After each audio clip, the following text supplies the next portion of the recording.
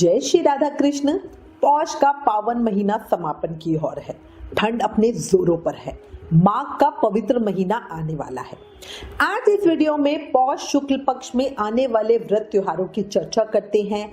साल 2025 की पहली एकादशी यानी पौष शुक्ल पक्ष की पुत्रदा एकादशी व्रत कब रखा जाएगा, पूजा का शुभ मुहूर्त समय और व्रत खोलने का यानी पारण का समय भी बताऊंगी।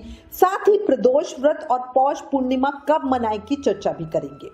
चर्चा शुरू करने से पहले एक रिक्वेस्ट, अगर चैनल पर नए हो तो अभी चैनल सब्सक्राइब कर दो। अपने मोबाइल पर आने वाले व्रत त्योहारों का रिमाइंडर, डेली का पंचांग और राशिफल जानने के लिए 9821025751 पर व्हाट्सएप मैसेज करें। वीडियो पसंद आए तो प्लीज लाइक और शेयर करना भूलना नहीं। अब चर्चा शुरू करते हैं। पौष माह के शुक्ल पक्ष की एकादशी को पुत्रदा एकादशी के नाम से जाना जाता है। पुत्रदा एकादशी का व्रत साल में 2 बार रखा जाता है, एक बार पौष महीने में और दूसरा सावन महीने में। ये दोनों ही व्रत संतान प्राप्ति की कामना के लिए बहुत ज्यादा प्रभावकारी माने गए हैं। पुत्रदा एकादशी पर व्रत करने वालों की मां लक्ष्मी और श्री हरि का आशीर्वाद तुरंत ही मिल जाता है। साथ ही भगवान की कृपा से घर में सुख, शांति और समृद्धि का वास होता है।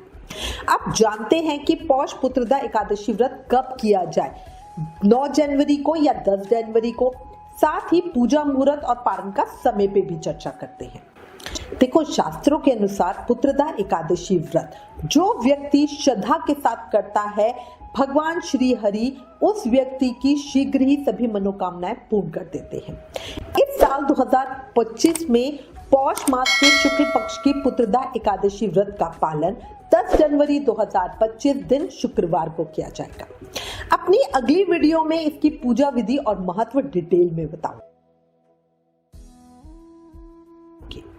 अब आपको एकादशी तिथि का समय बता देती हूँ। देखो, पंचांग के अनुसार साल 2025 में जो पहली एकादशी है, पौष माह के शुक्ल पक्ष की पुत्रदा एकादशी, उस एकादशी तिथि की शुरुआत 9 जनवरी को दोपहर में 12:22 पे होगी और इसका समापन 10 जनवरी 2025 को सुबह 10:19 पे होगा। ऐसे में उदया तिथि के अनुसार पुत्रदा एकादशी का व्रत 10 जनवरी 2025 को रखा जाएगा। सभी समुदाय वैष्णव और सामर्थ में 10 जनवरी को ही पुत्रदा एकादशी व्रत का पालन किया जाएगा। इस तरह 9 जनवरी को दशमी, 10 जनवरी को एकादशी और 11 जनवरी को द्वादशी और त्रयोदशी का संयोग रहेगा।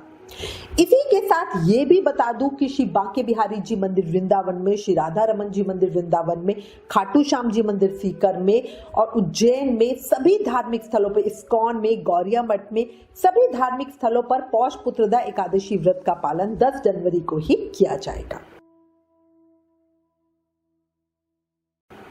पुत्रदा एकादशी के दिन भगवान विष्णु की पूजा करने का शुभ मुहूर्त सुबह 5:27 से लेके 6:21 तक का है।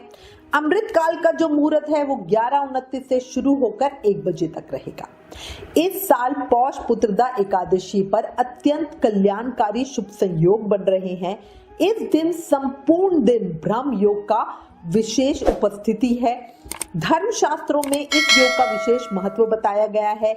धार्मिक मान्यता के अनुसार इस योग में की गई पूजा शुभ फल देने वाली होती है। शास्त्रों में इस शुभ संयोग में दान करने का भी विशेष महत्व बताया गया है। इस पवित्र अवसर पर व्रत करने से सभी इच्छाएं पूर्ण होती है।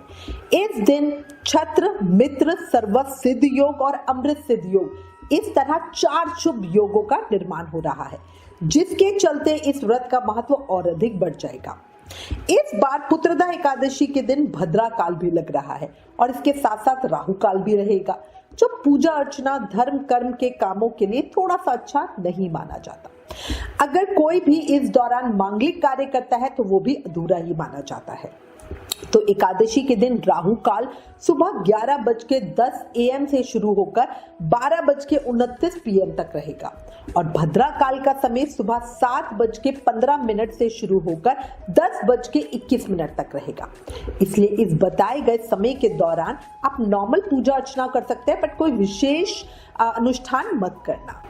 अब थोड़ा सा शुभ मुहूर्त की बात कर लेते हैं। तो पौष पुत्रदा एकादशी पे सुबह का मुहूर्त तो मैं आपको ऑलरेडी बता चुकी हूँ। दोपहर में 12:34 PM से 1:54 तक का शुभ मुहूर्त है और शाम को 4:34 PM से 5:54 तक का शुभ मुहूर्त है।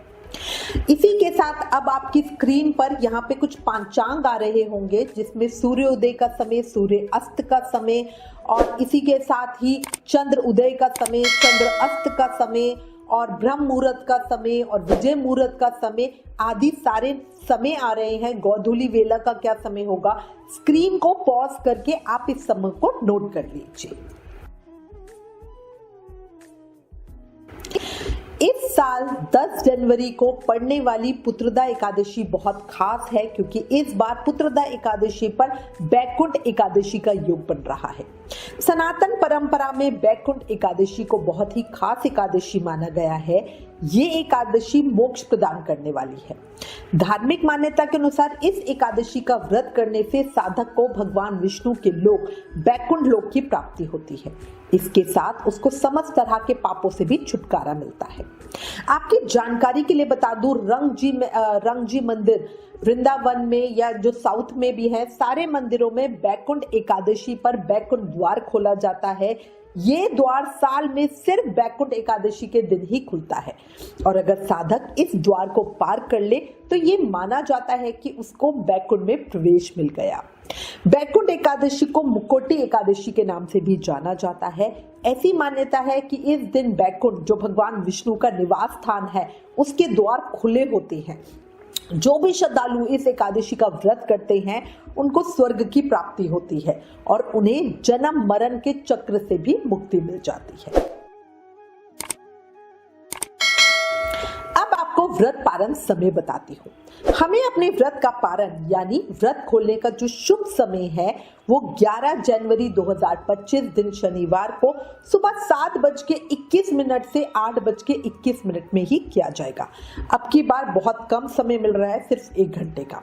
पारण तिथि के दिन द्वादशी समाप्त होने का समय 8:21 AM है, इसलिए कुछ भी करके 11 जनवरी को सुबह 8:21 AM से पहले व्रत खोल ले, क्योंकि उसके बाद त्रयोदशी लग जाएगी और द्वादशी तिथि के भीतर पारण न करना हमें व्रत का पूर्ण फल नहीं मिलता। तो इसलिए स्पेशली ध्यान रखना।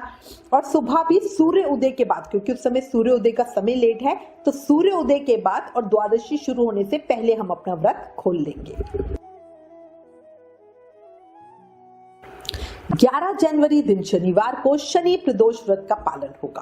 प्रदोष पूजा मुहूर्त का जो शुभ समय है वो शाम को 5:43 PM से 8:26 PM के बीच का है।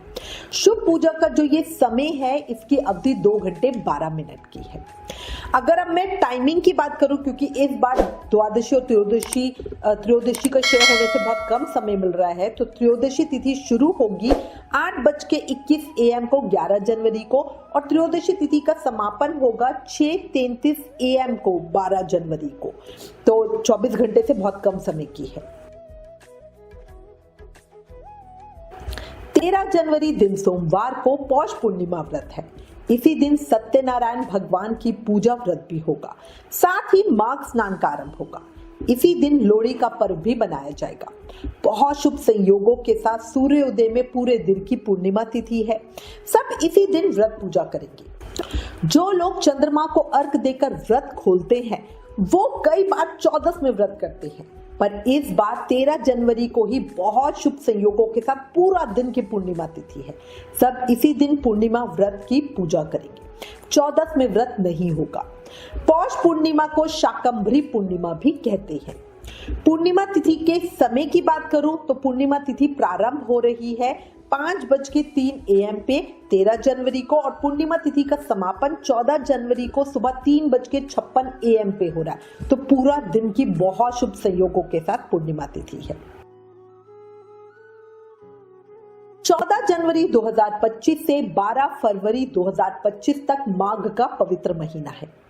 14 जनवरी को मकर संक्रांति के साथ ही खर मास का समापन भी हो जाएगा।